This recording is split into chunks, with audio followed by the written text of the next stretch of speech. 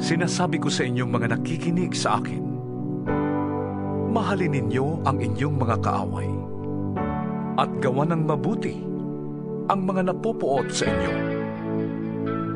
Pagpalain ninyo ang sumusumpa sa inyo at ipanalangin ang mga nang-aapi sa inyo. Kapag sinampal ka sa isang pisngi, iharap mo rin ang kabila. Kapag inagaw ang iyong balabal, huwag mong ipagkait ang iyong baro.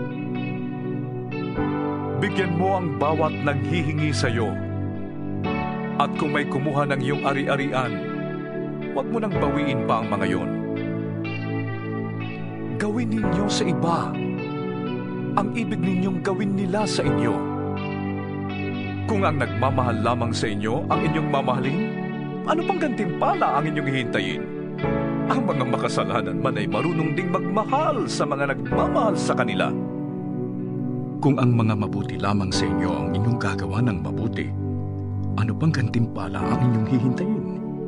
Kahit ang masasamang tao ay gumagawa rin yan.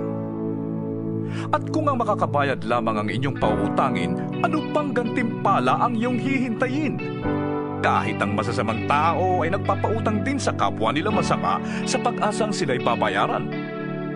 Mahalin ninyo ang inyong mga kaaway at gumawa kayo ng mabuti. Magpautang kayo nang hindi umaasang kayo'y babayaran. Sa gayon, malaking gantimpala ang tatamuhin ninyo at kayo'y magiging mga anak ng kataas-taasang Diyos, sapagkat siya'y mabuti kahit sa masasama at sa mga hindi marunong tumanaw ng utang na loob. Maging mahabagin kayo na gaya ng inyong ama. Huwag kayong humatol at hindi kayo hahatulan. Huwag kayong magparusa at hindi kayo parurusahan ng Diyos. Patawarin ninyo ang inyong kapwa at kayo patatawarin din ng Diyos. Magbigay kayo at kayo bibigyan ng Diyos. Hustong takal, siksik, liglig at umaapaw pa ang ibibigay sa inyo. Sapagkat ang panukat na ginagamit ninyo sa iba ay siya ring gagamitin ng Diyos sa inyo. Maaari kayang mag-akay ang bulag ng kapwa bulag. Pareho silang mahuhulog sa hukay kapag ginawa nila ang ganon. Walang alagad na nakakahigit sa kanyang guro. Ngunit kapag lubusang naturuan, ang alagad ay makakatulad ng kanyang guro. Bakit mo napapansin ang puwing ng iyong kapatid? Ngunit hindi mo nakikita ang troso sa iyong mata. Paano mong masasabi sa iyong kapatid, "Kapatid, hayaan mong alisin ko ang iyong puwing," gayong hindi mo nakikita ang trosong nasa iyong mata? Mapagkunwari. Alisin mo muna ang troso sa iyong mata nang makakita kang mabuti. Sa gayon, maalis mo na ang puwing ng iyong kapatid.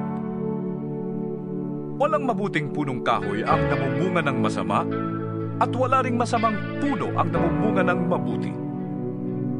Nakikilala ang bawat puno sa pamamagitan ng kanilang bunga, sapagkat hindi nakakapitas ng igos sa matitinik na halaman o ng ubas sa mga dawag. Ang mabuting tao ay naglalabas ng mabuti mula sa kanyang pusong sagana sa kabutihan, samantalang ang masamang tao naman ay naglalabas ng masama mula sa kanyang pusong tigib ng kasamaan. Sapagkat kung ano ang nag-uumapaw sa puso, ay siyang sinasabi ng labi. Bakit ninyo ko tinatawag ng Panginoon, Panginoon? Gayong hindi naman ninyo tinutupad ang sinasabi ko. Sasabihin ko sa inyo kung ano ang katulad ng taong lumalapit sa akin, nakikinig ng aking mga salita, at nagsasagawa ng mga ito. Ang katulad niya ay isang taong humukay ng malalim at nagtayo ng bahay sa pundasyong bato. Nang bumaha at bumugso ang tubig sa bahay na yon, hindi na tinag ang bahay na itinayo, sapagkat matibay ang pagkakatayo nito.